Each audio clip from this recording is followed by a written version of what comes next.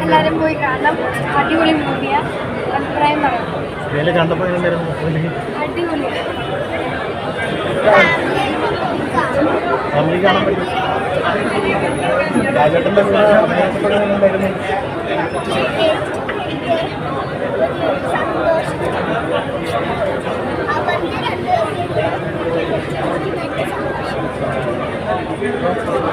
അടിപൊളിയായിരിക്കും. ഈ പറഞ്ഞ പോലെ നല്ല സന്തോഷമാണ്. അതൊരു ഭയങ്കര ഹാപ്പിനെസ്. ഇങ്ങനെ അഭിനയിക്കാൻ പറ്റുമെന്ന് ഞാൻ പ്രതീക്ഷിച്ചില്ല. പക്ഷേ ഭയങ്കര സന്തോഷമാണ്.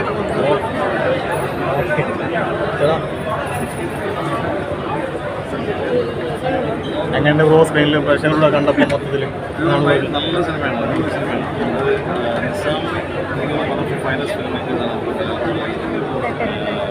ഭയങ്കര രസമായിട്ട് നമുക്ക് ജോണറൊന്നും പറയാൻ പറ്റുന്ന സിനിമയല്ല. ഒരു ഫാമിലി ഡ്രാമയാണ്, ഒരു ത്രില്ലറാണ്, ഒരു സോഷ്യോ പൊളിറ്റിക്കൽ ഡ്രാമയാണ്. അപ്പം അങ്ങനെ എല്ലാ തരത്തിലും നമ്മൾ ചെയ്തിട്ടുള്ള സിനിമയാണ്. നമുക്ക് കുറേ നാളായിട്ട് സിനിമ ഉണ്ട്. നല്ല ഫൈനസ് പെർഫോമൻസ് ഉണ്ട്. ആദ്യത്തിൽ ഭയങ്കര ഗംഭീര പെർഫോമൻസാണ്. ഇവർ ഭയങ്കര രസമായിട്ട് പാർവതിയാണ് ഭയങ്കര രസമായിട്ട്. അങ്ങനെ ഒരുപാട് നല്ല പെർഫോമൻസ് രസമായിട്ടുണ്ട്. ഒരുപാട് നല്ല പെർഫോമൻസ് നല്ലൊരു സിനിമയാണ്. നമ്മൾ പരിചരിച്ച പോലത്തെ ഒരു സിനിമ അല്ലെങ്കിൽ നമ്മൾ എക്സ്പെക്ട് ചെയ്യുന്ന ആക്ഷൻ സിനിമ ഡ്രാമകളും ഫാമിലിയൊക്കെ ഇഷ്ടപ്പെടുന്ന അങ്ങനത്തെ ഒരു സിനിമ എല്ലാവർക്കും ഇഷ്ടപ്പെടുന്നു.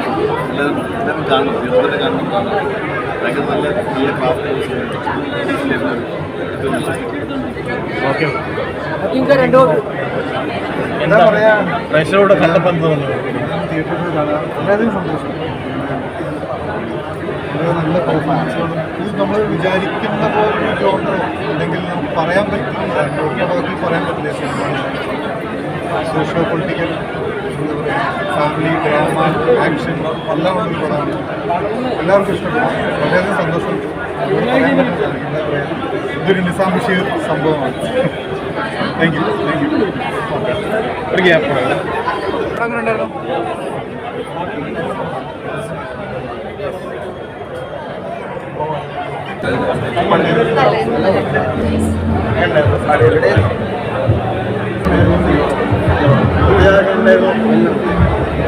ചെയ്തിരിക്കുന്നത്.